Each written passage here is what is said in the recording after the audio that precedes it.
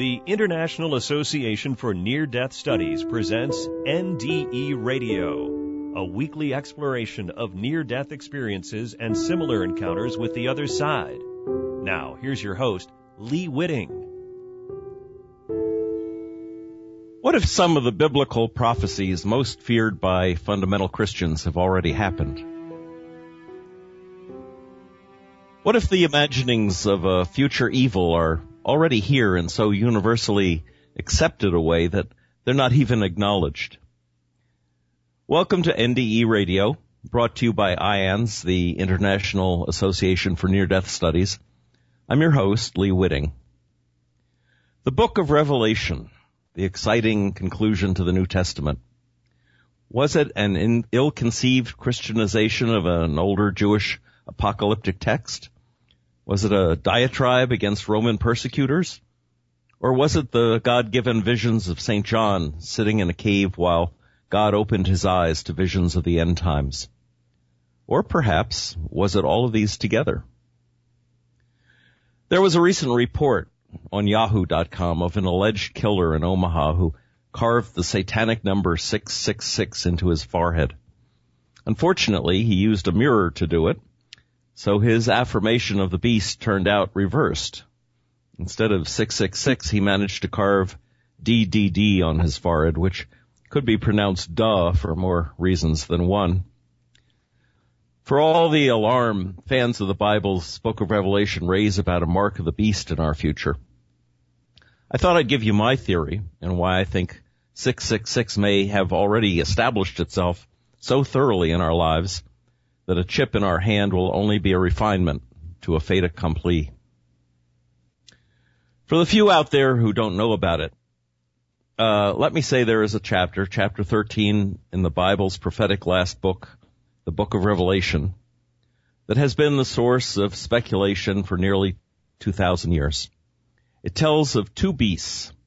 The first is the beast out of the sea with several horns and heads and looking like a leopard with the feet of a bear and the mouth of a lion. These characteristics are usually considered symbols of what the beast represents. This beast is supposedly a person called the Antichrist, who comes to do the work of Satan in the world.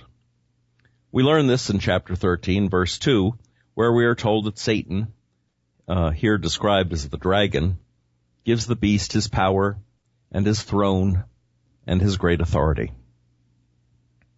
Now, in this discussion, we have to differentiate between the two beasts being talked about in chapter 13 in order to put an apparently common misunderstanding to rest.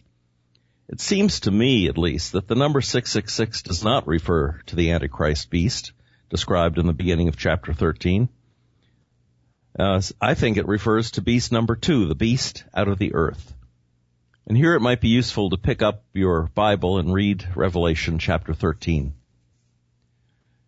And beginning with verse 11, where we're introduced to the beast out of the earth, which is the thing that empowers the Antichrist, let me read you some of that. The second beast was empowered to give life to the image of the first beast, so that it could speak and could cause all those who did not worship the image of the beast to be killed.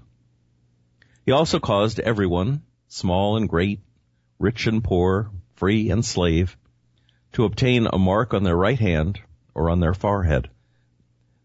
Thus, no one was allowed to buy or sell things unless he bore the mark of the beast, that is, his name or his number. This calls for wisdom. Let the one who has insight calculate the beast's number, for it is man's number, and his number is 666. Now, this comes from the New English Translation, which is an excellent translation, a newer version of some of the older translations of the Bible. The text is telling us here that it is the beast from the earth, that is the second beast, that was empowered, quote, that was empowered to give life to the image of the first beast, unquote, who carries this name, this ominous name of 666. Well, you may ask, why is this important, and what kind of a name is 666 anyway? Well, over the centuries, many theories have sprung up to answer that question, and it would probably pay to briefly make reference to some of them. What is the meaning of 666? Well, when I took a Bible studies class at Columbia University back in the 60s, appropriately enough, I was taught it was the numerical translation for Nero, Emperor of Rome and sworn enemy to Christians. He actually made torches of Christians, it is said, putting them on crosses, dousing them with something flammable and setting them on fire. One theory had it that he would lit his parties this way. Other Christians he had torn apart by dogs. So he would have felt right at home with ISIS. The suggestion that the Emperor Nero is 666 is based on historical facts and comes out of the Christian scholarly point of view called preterism. First, Nero's name, Neron Caesar, transliterated into Hebrew, comes out 666. And I should probably preface this by saying that in Hebrew, as in some other languages, the number and the letter correspond, so that in English, for instance, A would be equal to 1, B would be equal to 2, C would be equal to 3, and so forth. Second, the reign of the Antichrist for 42 months, as told in Revelation 13, verse 5, matches the 3.5-year reign of Nero. That would not be a small coincidence. And third, the statement in Revelation 13:10 that, quote, if anyone kills with the sword he must be killed, unquote, was true for Nero. According to Wikipedia, Tertullian reported Nero was, quote, the first to assail the Christian sect with the imperial sword. And then, at the age of 30, he committed suicide by the sword. Preterism offers other rather convincing evidence that Revelation chapter 13 is about Nero, which brings me to an old cliche. Those who forget history are condemned to repeat it. For a long time, I felt that the Bible could be telling historic tales with prophetic overtones.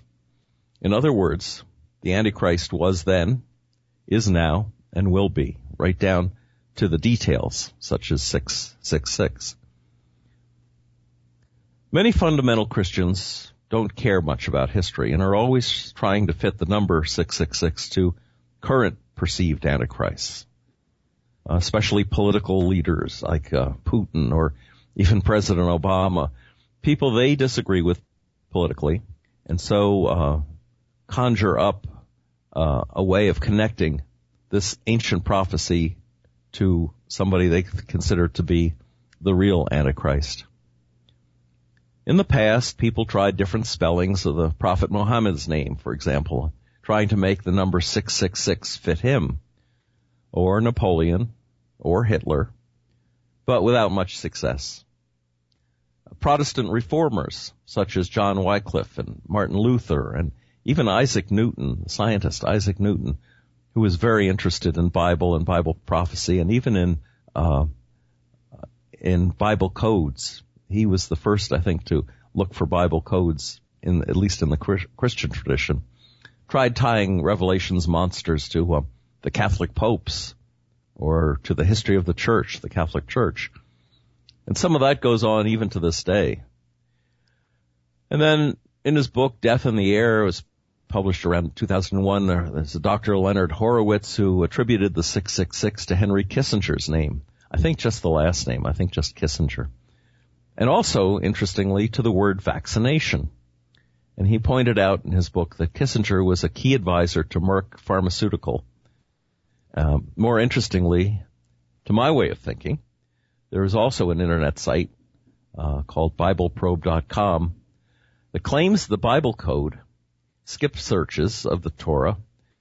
And as I was trying to explain earlier, a Bible code skip search is when you take, say, every third word or every fourth word and see if every third or fourth letter, which often makes up words, and these words often make up incomplete sentences. And it's considered a form of prophecy that was not really utilized or discovered until the computer came into play, because then, of course, it was easy to do this kind of a search.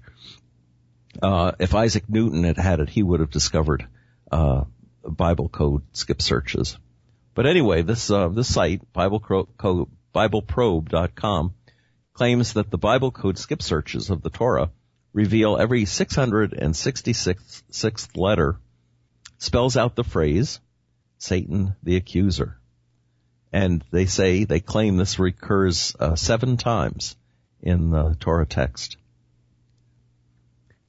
But even if you could make the letters of certain names fit the numbers, none of it matters if all these suppositions do not fit the meaning of what the passage says, namely that 666 is not the name of the Antichrist, but the servant of the Antichrist, the thing which empowers him. Now here I should point out that the older Bible translations say that 666 is, quote, the number of a man. But the original Greek had no of a in the text. It was more like number man or man's number. So the later translations make another point. It's not the number of a man, but man's number. Mankind's number. Mankind's number, numerologically speaking, is 6 because we were created on the 6th day, according to Genesis. And 6 also happens to be the number of incompleteness. In numerology, to repeat something 3 times is to make it manifest. Thus, incomplete mankind made manifest is 666. Wikipedia offers another branch of belief about the beasts of Revelation 13, which they call idealism. And here, let me quote that source from Wikipedia. The idealist interpretation of the beast from the earth is that it represents religious, cultural, and economic powers within society, which work to compel people to give their allegiance to the state or governmental powers. And this was first expressed in the imperial cult of Rome, but finds expression at all times of history. And then skipping down a bit, the idealist interpretation in which the beast finds expression is the socio-cultural, economic, and political arena of all human activities since the existence of man, and best describes the scriptural perspective of the beast. This brings to light the scriptural fact that the governments of the nations are puppets in the hands of this beast, consistent with the truth that the whole world system is under the dragon, the god of this world, unquote. So says Wikipedia. Now, I wish I could claim credit for discovering what I believe is this generation's meaning of 666. But in fact, I first heard it many years ago from a Messianic Jewish broadcaster, the late great Zola Levitt. Zola Levitt was on cable TV. He was on probably on the internet, although back then I didn't listen to him there. He would go off to Israel and broadcast from ancient digs. He was very interested in the archaeology of Israel. He was very interested in the roots of Judaism in the understanding of Christianity, and he was a very, very smart man. And when he gave his explanation, his canny explanation for 666, I was impressed. And you might be too. It'll be clear to you when you hear it that the beast named 666 may have already captured the world. Now, his supposition begins with a fact about the Hebrew alphabet, that each letter also has a number value, as I was saying earlier, such that the first letter is also the number 1, the second letter is also the number 2, and so on.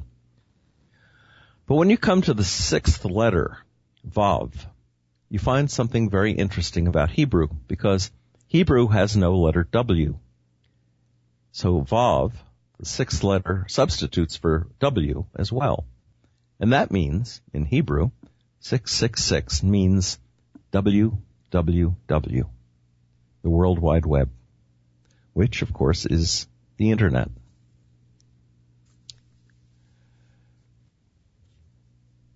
Now, if you look on the Internet itself, you look this stuff up in Wikipedia and other sources, if you Google it, you'll find stories about giant computers in Belgium or Texas that were called the Beast.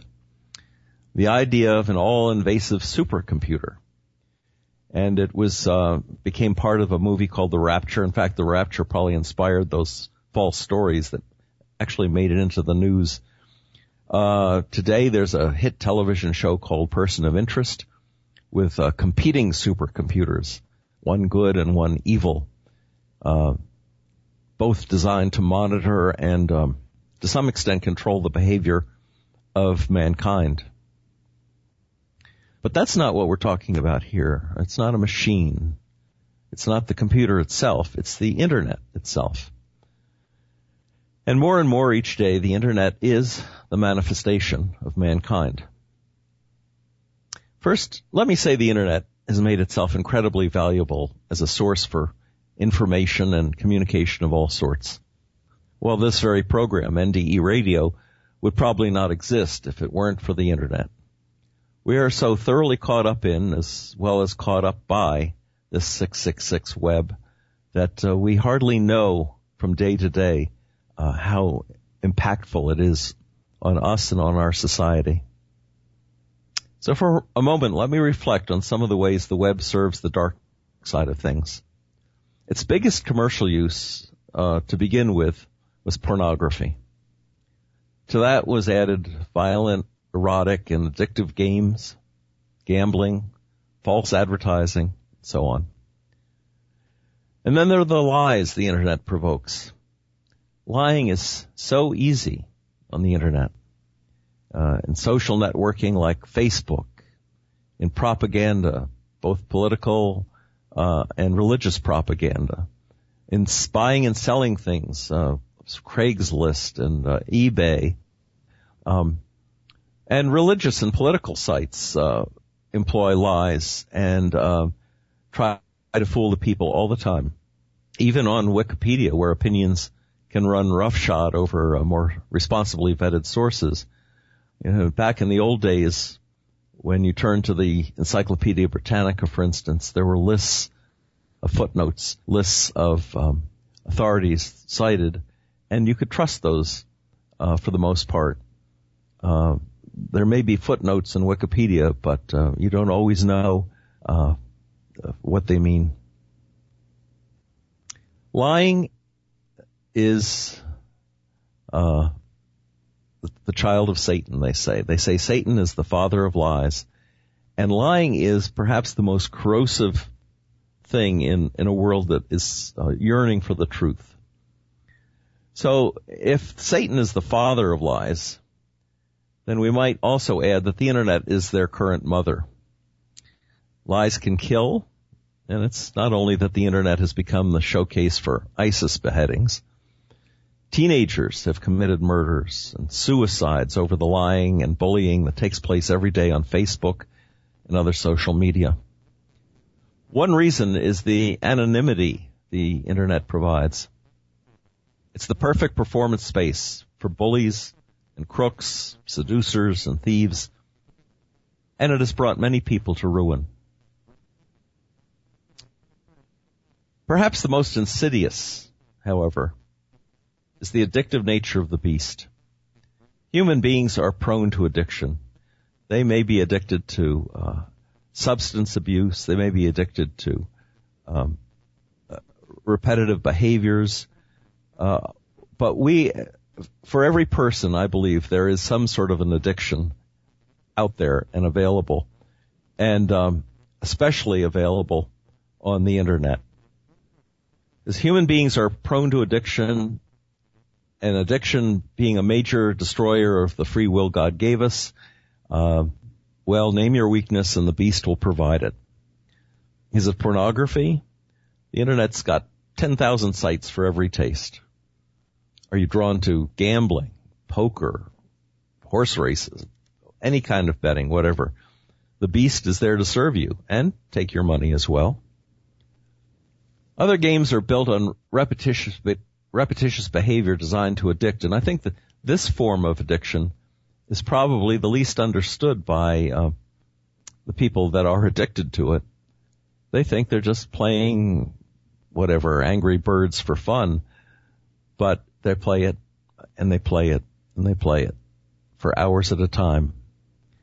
Guaranteed there is a game out there just waiting to attach itself to your way of reacting and steal hours from you every day.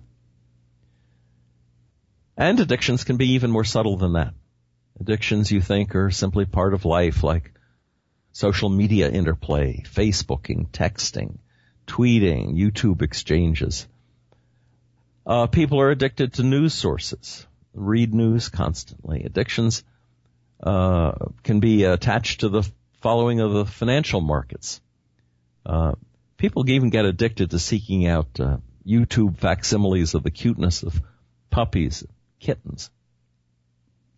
Whatever saps your time and the will to do worthwhile work, the work God gave us to do, the work of helping one another, well, that's basically, at least if you're into the Bible side of this, it's the goal of the beast. Through its addictive content, the Internet has disrupted community in profound ways that hardly get a second look. For one thing, we don't get together as much as we used to anymore. Any kind of community activity, even going to the movies, is falling by the wayside.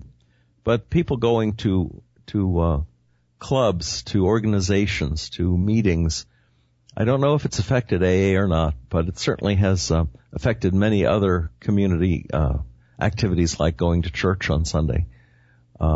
Fewer and fewer people are actually getting together one-on-one in the same room and talking about or listening to things that they can interact with and catch the responses of one another. Well, I walked through a cafeteria the other day at my hospital, and as always, I noticed people sitting together but not talking together.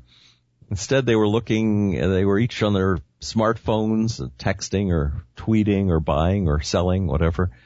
What they weren't doing was looking into the eyes of the person right in front of them. Now, if you think Satan broke the trust and communication between Adam and Eve, well, welcome to this 21st century garden of lost souls. We need to read the facial expressions. We need to hear the nuanced changes in tones of voice. We need to experience touch and shared environment and shared ideas with each other in order to fully communicate. The electronic facsimile the Internet provides makes for powerful misunderstandings, hurtful phrases, little smiley faces do not communicate what your smile on your face would communicate in person. And it makes it far too easy for people, for governments, for corporations to lie to us about the state of the world.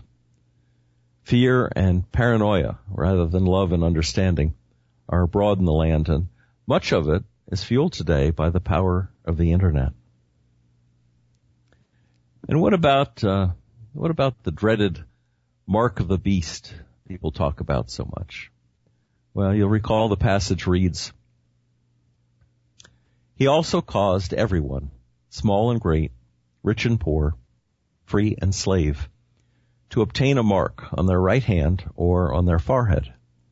And I guess that was what that killer in Omaha was trying to accomplish for himself by carving that mark on his forehead. Thus, no one was allowed to buy or sell things unless he bore the mark of the beast, that is, his name or his number. Well, is this the thing that we should fear? Already, very little gets bought or sold these days without the involvement of 666, when you consider that as the World Wide Web.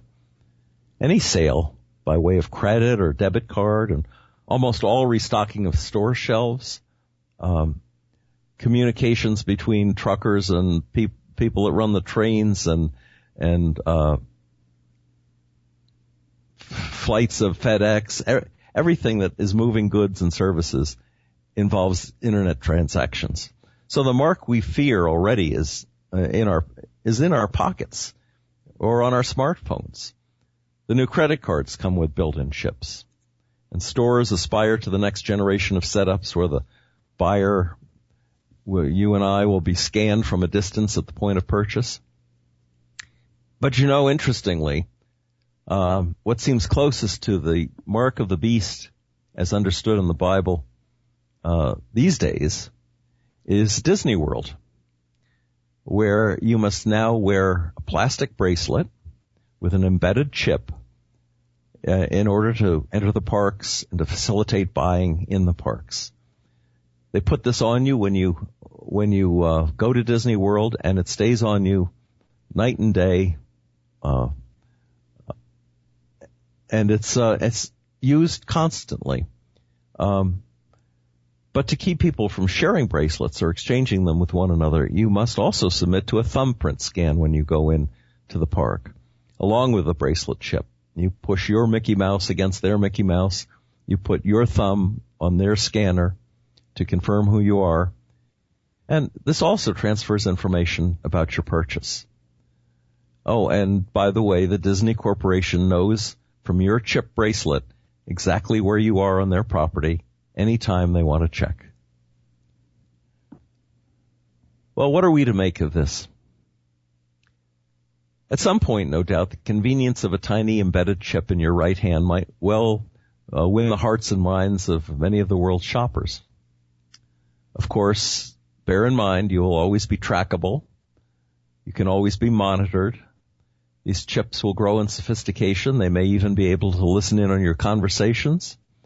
They'll carry your health information, your insurance information, and thereby expose you to the manipulations of the Internet by governments and corporations and anyone else with a vested interest in knowing where you go, what you buy, what your financial and health records have to say about you.